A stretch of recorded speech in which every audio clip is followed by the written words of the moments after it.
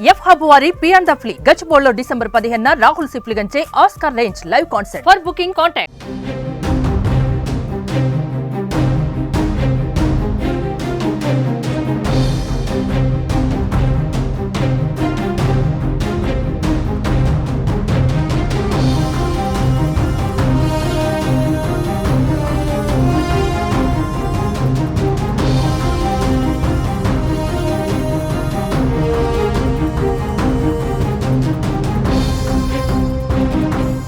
అన్నమయ్య జిల్లాలో జరిగిన ఓ వృద్ధుని హత్య ఇప్పుడు సంచలనంగా మారింది. తన కుమార్తెతో 60 ఏళ్ల దివ్యాంగుడు అసభ్యకరంగా ప్రవర్తించాడని కువైట్లో ఉన్న తండ్రి తట్టుకోలేకపోయాడు.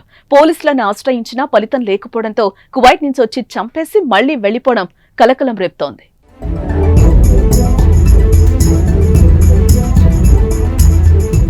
ఓబులవారిపల్లి మండలానికి చెందిన ఆంజనేయ ప్రసాద్ దంపతులు కువైట్ లో ఉంటున్నారు. వారి కుమార్తెను ఊళ్ళో ఉంటున్న చెల్లెలు ఆమె భర్త వద్ద ఉంచారు.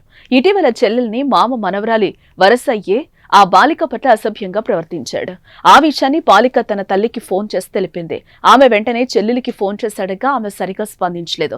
ఆందోళనతో తల్లి కువైట్ నుంచి వచ్చి ఓబులవారిపల్లె పోలీస్ స్టేషన్ లో ఫిర్యాదు చేసింది. అయితే పోలీసులు దివ్యాంగుడిని పిలిపించి మందలించి వదిలేశారు. పోలీసులు సరిగా పట్టించుకోకపోవడంతో బాలిక తండ్రి ఆంజనేయులు తీవ్ర నిరాశకు గురయ్యాడు. వృద్ధుడు తన కుమార్తెతో అసభ్యకరంగా ప్రవర్తించటాన్ని అసలు తట్టుకోలేక కువైట్ నుంచి వచ్చి శనివారం తెల్లవారుజామున ఇంటి ఆవరణలో నిద్రిస్తున్న దివ్యాంగుడి తలపై ఇనుప రాడుతో మోది హత్య చేశాడు. వెంటనే కువైట్ వెళ్లిపోయాడు.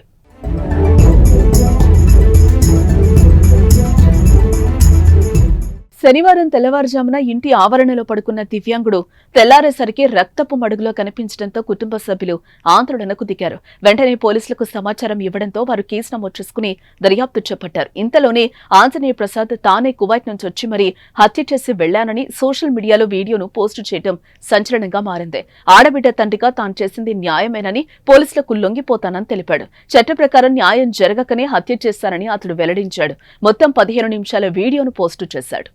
నోరు మూసి పెట్టేసిన డాడీ, భయపెడుతున్నా డాడీ, ఊపిరాలేదు డాడీ అని చెప్తా ఉంటే ఒక కన్న తండ్రికి ఏ రకంగా ఉంటారో ఒక్కరొంత ఆలోచించండి. అందులో వీళ్ళు పోలీసు వాళ్ళు ఏం చేయలేకపోయా, వీళ్ళు పబ్లిక్ చేసి ఈ మాటలా మాట్లాడేది ఒకటి. అబ్బా, ఇప్పుడు నిర్ణయం తీసుకున్నా, నా బిడ్డ జీవితం నాశనం చెయ్యాలి అని అనుకున్నా. అతని జీవితం ఉండకూడదు అని అప్పుడు నిర్ణయం తీసుకున్నా.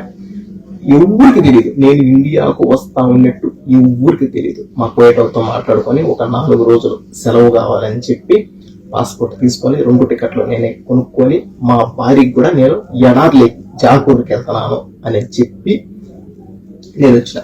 ఇండియాకు వచ్చిన. కువైట్ నుంచి ఇండియాకు వచ్చి నేను చేసే పని అతన్ని నేను చేసి తర్వాత మళ్ళీ నేను కువైట్కి వచ్చిన. మొత్తం అంతా పూర్తి బాధ్యత నాదే, నేనే చేసిన.